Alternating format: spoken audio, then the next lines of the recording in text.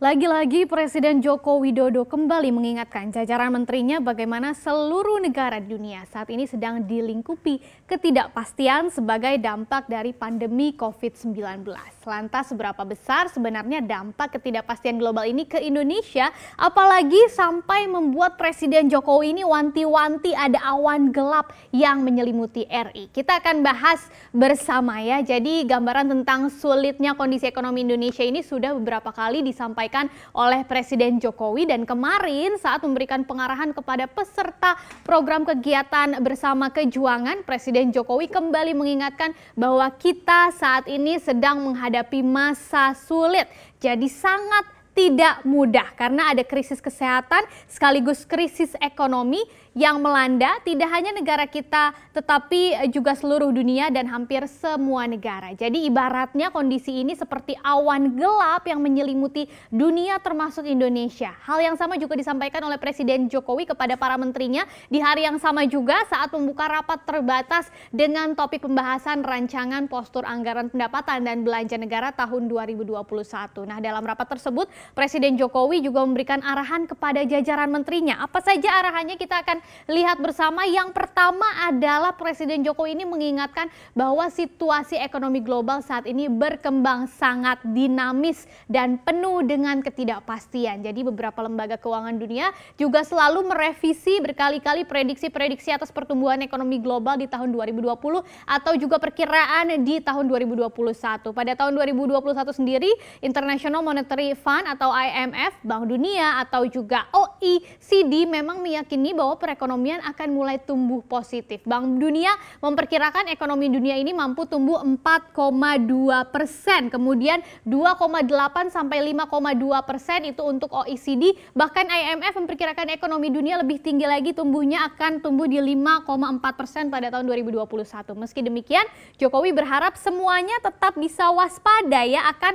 ketidakpastian dan kemungkinan dari antisipasi risiko terjadinya gelombang kedua dan masih berlanjutnya ketidakpastian ekonomi global ini. Nah, yang kedua, Jokowi juga meminta angka-angka indikator ekonomi ini benar-benar atau betul-betul dikalkulasi dengan cermat dan hati-hati. Harus optimistis, tapi juga harus realistis dengan mempertimbangkan kondisi dan proyeksi terkini. Menurutnya APBN 2021 atau tahun depan itu harus difokuskan untuk pembiayaan kegiatan percepatan pemulihan ekonomi dan sekaligus penguatan transformasi di berbagai sektor, terutama reformasi di bidang kesehatan tentu saja, reformasi pangan, kemudian energi, pendidikan, dan percepatan transformasi digital. Yang ketiga, meskipun APBN memang dikatakan hanya berkontribusi kurang lebih hanya 14,5% pada PDB Indonesia, tapi Presiden Jokowi tetap yakin dan meminta agar belanja pemerintah ini menjadi alat utama untuk mengangkat perekonomian dalam situasi krisis seperti ini. Sebelumnya, Presiden Jokowi juga sempat meluapkan ya kekecewaannya karena melihat rendah sekali ternyata penyerapan anggaran stimulus penanganan COVID-19 baru mencapai 19% loh dari total yang digelontorkan pemerintah 695 triliun rupiah. Nah, yang terakhir Jokowi juga menekankan lagi walaupun menghadapi masa sulit, pemerintah tetap tidak boleh melupakan agenda-agenda besar dan strategis bangsa, terutama langkah-langkah untuk bisa keluar dari middle income trap. Meskipun di tanggal 1 Juli 2020 lalu Indonesia sudah masuk predikatnya ke upper middle income country, tapi tetap saja tantangannya untuk bisa benar-benar lepas dari middle income trap ini masih besar dan panjang. Nah, bagaimanakah respon dari Menteri Keuangan Sri Mulyani Indrawati sebagai bendahara negara?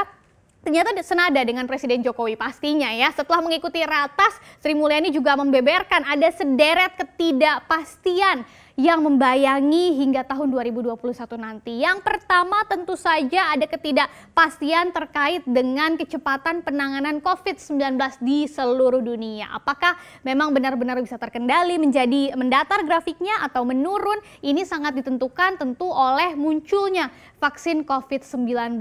Nah, yang kedua ini adalah ketidakpastian terkait dengan pemulihan ekonomi global, dan saat ini memang beberapa lembaga internasional memperkirakan pemulihan ekonomi akan cukup cepat untuk tahun depan dengan asumsi kalau tahun ini memang sudah menurun sangat tajam. Tapi proyeksi itu juga masih terus direvisi secara berkala. Nah, ketidakpastian ekonomi global inilah yang akhirnya membuat ada ketidakpastian juga untuk ekonomi dalam negeri. Pemulihannya memang sangat tergantung sekali lagi pada penanganan COVID, terutama pada semester kedua tahun ini. Kalau penanganannya memang efektif dan berjalan seiring dengan pembukaan aktivitas ekonomi, maka Sri Mulyani memproyeksi kondisi ekonomi bisa pulih nih di kuartal ketiga 2020 dengan pertumbuhannya sekitar 0 sampai 0,4%. Kemudian pada kuartal 4 juga diprediksi akan ada akselerasi ke 2 sampai 3%.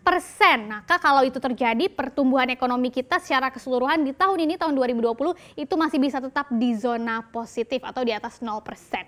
Kemudian pada tahun depan ini pemerintah juga terus melakukan upaya yang ekstra keras agar perekonomian Indonesia bisa tumbuh di atas 5% atau mendekati 5,5%. Ini lebih tinggi dari pertumbuhan ekonomi global di tahun 2021. Nah, karena berbagai ketidakpastian inilah kemudian Presiden Jokowi akhirnya meminta Sri Mulyani untuk menaikkan atau memperlebar defisit APBN di tahun 2021. Sebelumnya dalam pembahasan bersama dengan DPR, pemerintah mengusulkan memang ada defisit anggaran di tahun 2021 ada di rentang 3,21 sampai 4,17% terhadap PDB. Tapi angka defisit yang disepakati sekarang melebar nih menjadi 5,17% dari PDB, naik 1%. Artinya anggaran belanjanya itu akan dinaikkan untuk bisa mengendalikan dampak ketidakpastian ekonomi tadi akibat COVID-19.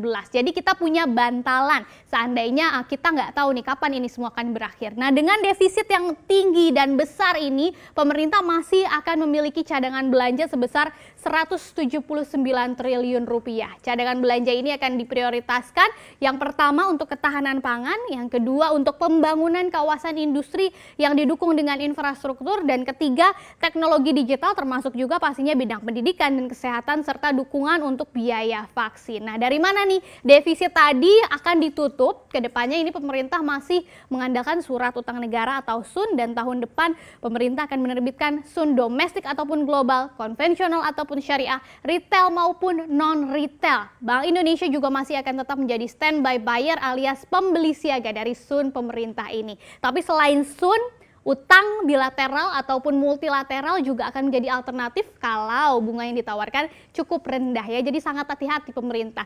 Dan dari kebijakan kenaikan defisit ini kemudian Sri Mulyani mewaspadai akan ada kenaikan rasio utang ya terhadap PDB ini bisa mendekati 40% karena tadi pembiayaannya juga akhirnya menggunakan beberapa jenis utang yang akan dipikirkan secara hati-hati supaya tidak salah langkah oleh pemerintah. Dan tentu saja sekali lagi bukan hanya pemerintah yang bekerja, tapi kita sebagai masyarakat Indonesia juga harus bekerja supaya awan gelap yang menyelimuti RI ini tidak benar-benar menjadi hujan pada akhirnya ya, tetapi akan ada pelangi di penghujung awan gelap.